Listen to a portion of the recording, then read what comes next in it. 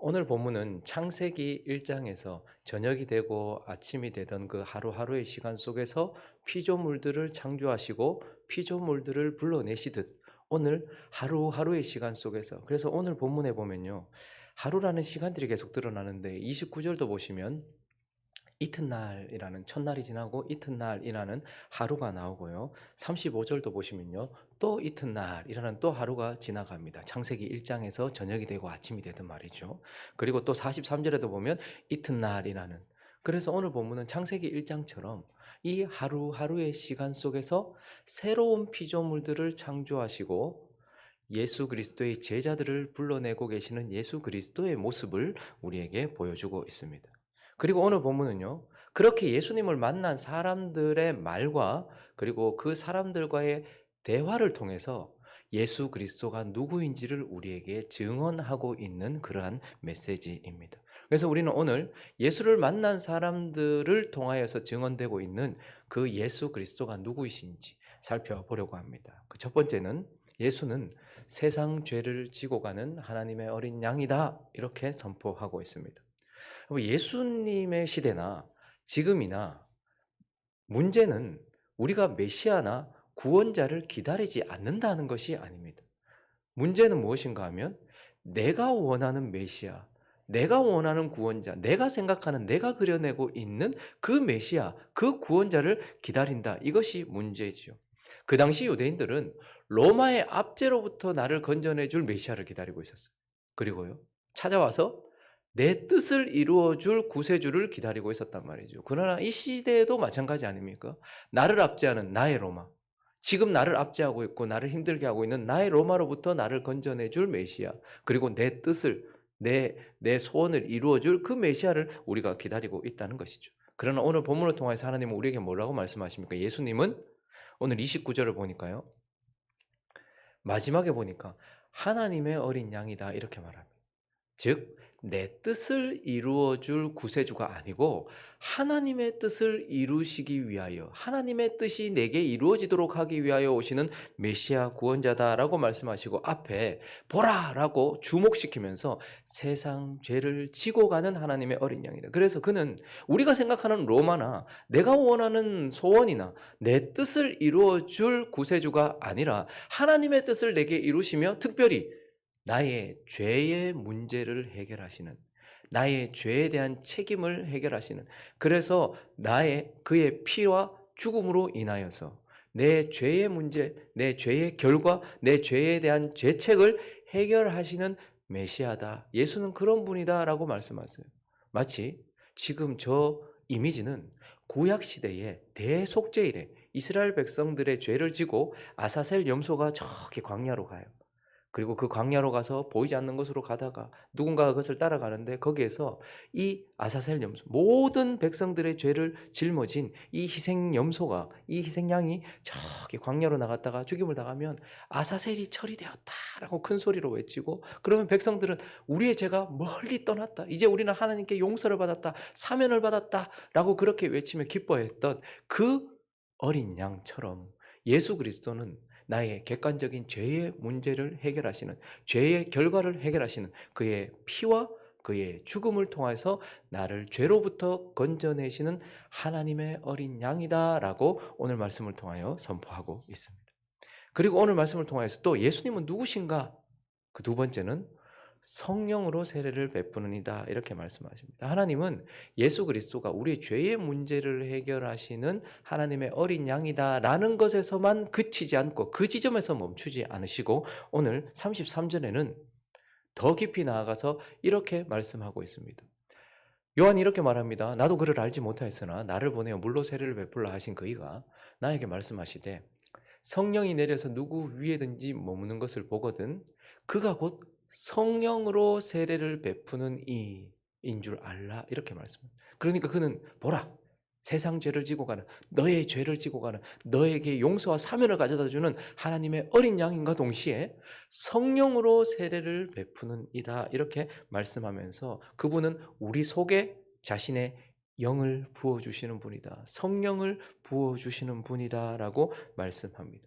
그래서 그분이 우리 속에 성령을 보내셔서 우리 안에 남아있는 부패성, 우리 안에 남아있는 죄성, 우리 안에 여전히 남아있는, 우리는 예수의 피와 죽음으로 객관적으로 죄가 용서를 받았어요. 그러나 여전히 우리 속에는 부패한 부패성과 죄성이 남아있어요. 하나님 그걸 그대로 두시고 우리를 안고 계시는 것이 아닙니다. 성령을 우리 속에 보내셔서 지금 어떻게 하시는 거예요? 그 성령을 통해서 우리 안에 남아있는 죄성과 옛사람을 제거하고 계시는 분이다 라고 말씀하세요. 그리고 성령을 우리 속에 보내셔서요, 하나님의 성품을 닮은 열매를 맺게 하신다는 거예요. 그래서 성령이 우리 속에서 열매 맺게 하셔서 하나님의 성품을 닮아 사랑과 희락과 화평과 오래 참음과 자비와 양성과 충성과 온유와 절제라는 열매를 맺게 하시는 분이라는 거예요. 그리고 마치 우리가 인물 설교할 때 바나바를 보았잖아요.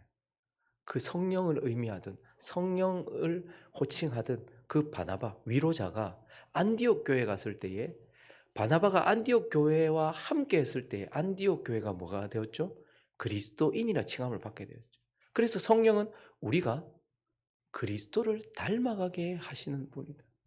그래서 예수 그리스도는 자신의 피로 우리의 죄책을 해결하셔서 우리의 신분을 바꾸시고, 예수 그리스도는 자기의 영으로 우리의 상태를 바꾸시는 분이다. 그래서 우리로 인하여서 하나님의 성품과 그리고 예수 그리스도를 닮아가며 죄성과 부패성과 옛사람을 제거하고 계시는 그러한 분이다라고 우리에게 말씀하고 있는 것입니다. 그리고 오늘 본문을 마치기 전 하나님은 또한 우리에게 예수 그리스도가 누구신가? 그분을 이렇게 표현하고 있습니다. 하나님의 사닥다리다. 이렇게 표현을 하고 있습니다. 오늘 본문 우리가 51절까지 오늘 본문이 있는데요. 이 마지막 절 1장을 마치기 전에 이 나다나엘이라는 사람에게 했던 말씀을 우리가 좀 주목해 볼 필요가 있는데, 51절을 한번 읽어 볼까요? 읽어 주시겠습니까? 시작.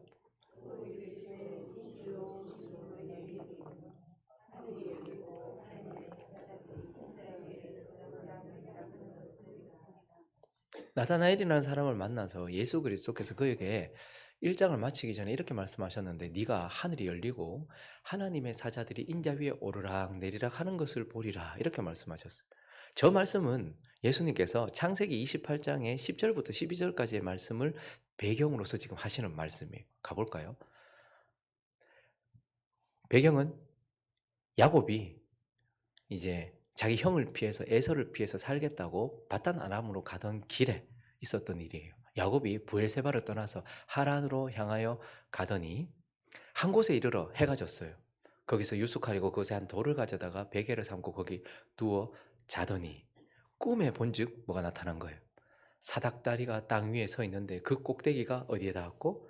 하늘에 닿았고 하나님의 사자들이 오르락 내리락 하는 것을 봐요. 그러니까 지금 예수님은 야곱이 이후에는 거기가 성전이 되죠. 성전터가 되는 거죠. 결국은 성전이 지어질 그 장소에 세워졌던 야곱이 봤던 사닥다리, 지금 그 말씀을 배경으로 지금 나다나엘에게 이 말씀을 하고 있는 거예요. 사닥다리, 성전이 지어졌던 그곳에 세워졌던 사닥다리는 어떤 사닥다리였습니까? 우리가 봤던 것처럼 땅과 하늘을 잇는 사닥다리였어요.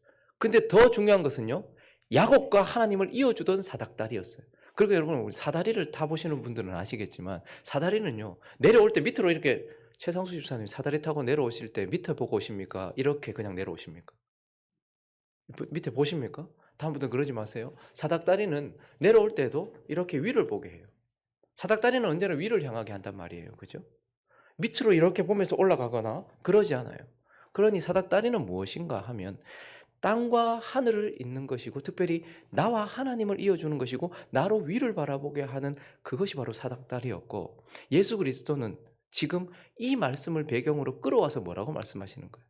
내가 하나님과 너희가 만나는 성전이요, 내가 하나님과 너희를 이어주는 사닥다리요, 하나님과 너희가 교제하게 만들어주는, 나는 너희를 하나님과 이어주는 사닥다리다, 이어주는 존재다, 교제하게 하는 존재다. 그러므로 예수 그리스도가 길이고 예수 그리스도가 진리고 예수 그리스도가 생명이다 라고 말씀하시면서, 그분은 나는 너희를 하나님과 이어주며 하나님과 교제케 하며 하나님을 만나게 하는 사닥다리다, 이렇게 말씀을 하면서 예수 그리스도에 대하여 증언하며 1장을 마치고 있습니다. 말씀을 마무리하겠습니다. 우리가 주일부터 요한복음을 펼쳐 들으면서 지금 이제 예수 그리스도가 누구이신지를 요한복음 전체가 선포하고 있고 1장이 또한 특별히 선포하고 있는 그 내용을 다시 한번 기억하면서 마음에 새기기 원합니다.